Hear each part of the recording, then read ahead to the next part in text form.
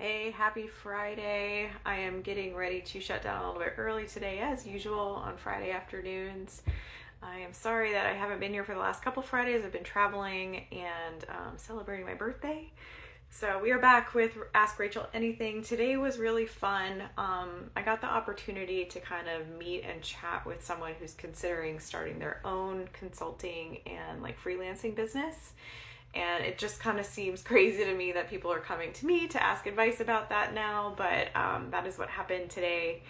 And so the question that we're going to be answering today is, what did I do when I first started on Mark Street to start gaining clients and getting business? And I kind of stalled the conversation for a minute because the first thing that I really did when I started my business was take time off.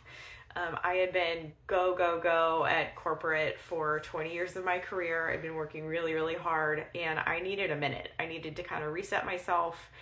There were some things about the last couple of years at corporate that let's just say I wasn't proud of who I'd become.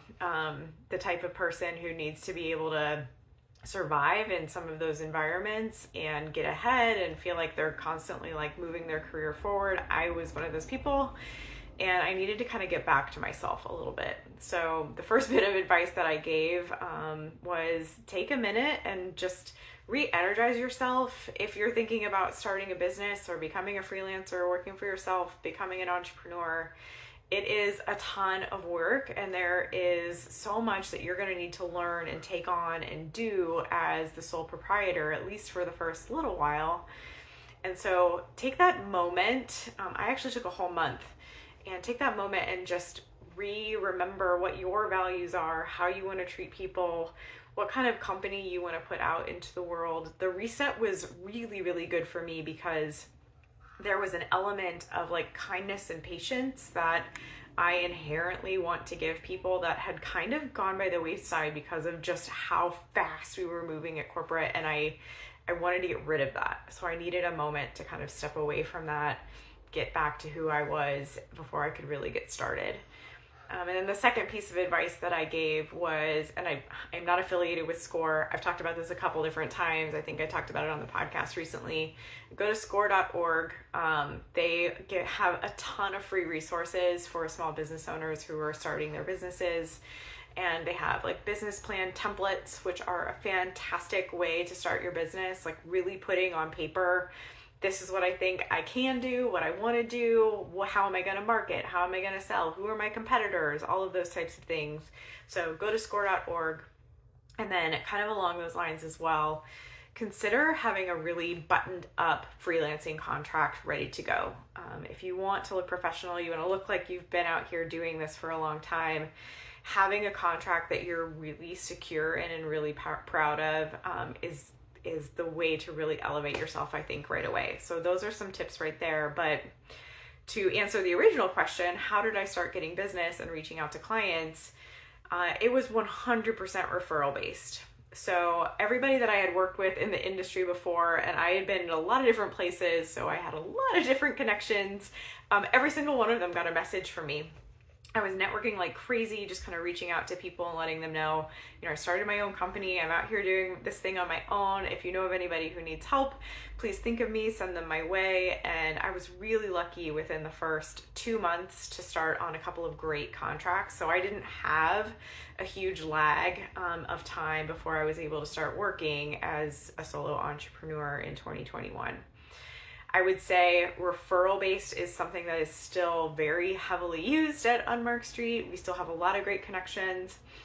A lot of people are still sending us like any friends or family or coworkers or companies that they know of that might need the development and technical design services that we offer. And so a lot of it is based on that. We did in 2022 launch an official referral program for Unmarked Street. So if you're out there and you know a little bit about Unmarked Street, or you know a little bit about me and you know of someone who could use our services, know that you could get a little cash bonus if you send them our way. We do that now, so that because it's been such a huge part of our business, it's really a great way to encourage people to send more people our way so that we can keep gaining more clients and helping more people. This is also just kind of a great reminder to never burn your bridges when you're in corporate America, whatever industry you're in. I bet it's a lot smaller than people think it is. A lot of the people know a lot of the people, and you end up in these small circles and people talk.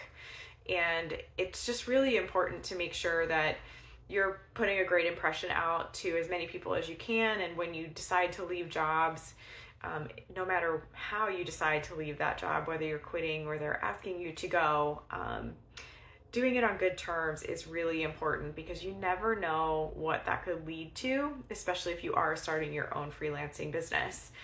Those people might end up needing to be your best referrals that you have, and if you ended up burning a bridge or walking out the door and leaving some really hard feelings on the table, that could be detrimental to your future self.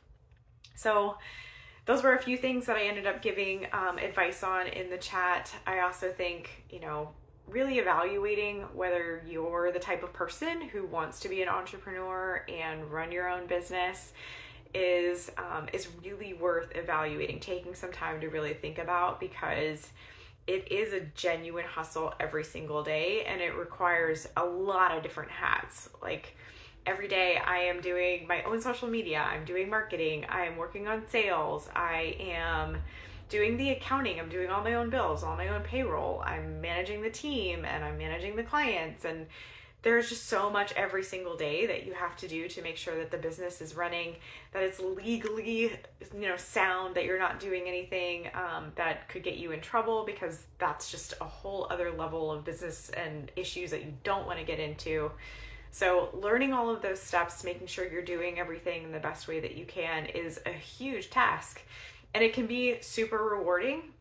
The life that I have now is so different than it was just 2 years ago, that I 100% am a full advocate that if you have an entrepreneurial spirit, like creating the life that you want by going out and starting your company and doing what you love to do and bringing that to the world, is a great way to spend every single day. I love it. I hope I never go back to anything other than this. But at the same time, it takes a certain type of personality, I think. And if you're not kind of a lifelong learner, or you're not willing to pick up a lot of extra tasks and learn how to do all of those extra things, it could be a really big strain on you, and it just might never be fun. So knowing yourself a little bit and understanding that about yourself, again, kind of going back to that, take some time, reconnect with yourself, really evaluate what it is that you want and who you are and what you want to do, I think is really great. So send in some more questions for next week. We will continue doing Ask Rachel Anything as we close down our Friday. Have a wonderful weekend ahead, and I will talk to you soon.